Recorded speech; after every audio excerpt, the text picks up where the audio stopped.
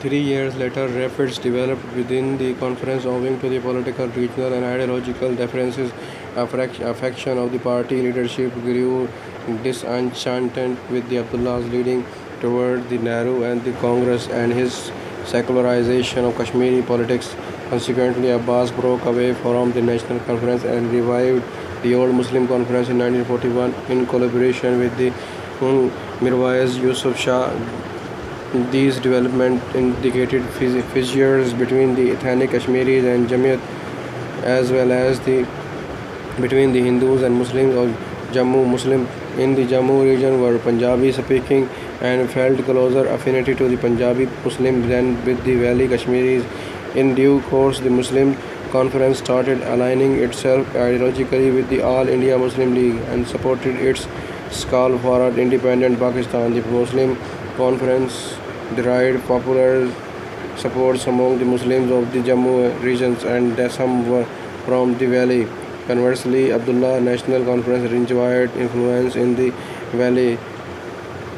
Chitralika Shutchi states that the political loyalties of the Valley Kashmiris were divided into 1947, but the Muslim Conference failed to capitalize on its due to its fractiousness and the lack of the distinct political program.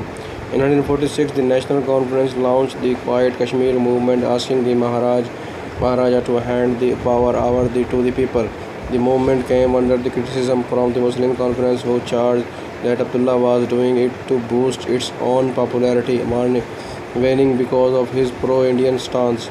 Instead, the Muslim Conference launched a campaign of action similar to the Muslim League's program in the British India. Both Abdullah and Abbas were imprisoned. By 22 July 1947, the Muslim Conference started calling for state accession to Pakistan.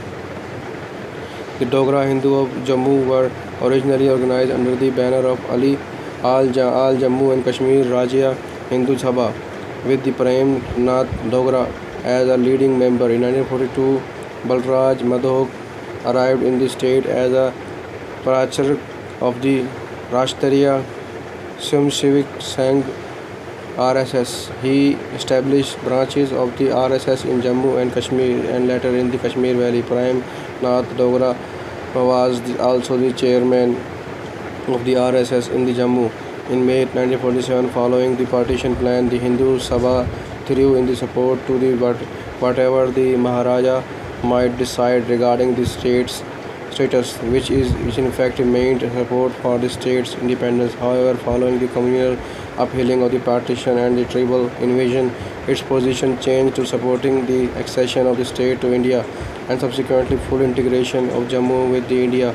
In November 1947, shortly after the state accession to India, the Hindus leader launched the Jammu Praja Parishad with the objective of achieving the full integration of Jammu and Kashmir with the India's opposing the communist-dominated anti-Dogra government of Sheikh Abdullah.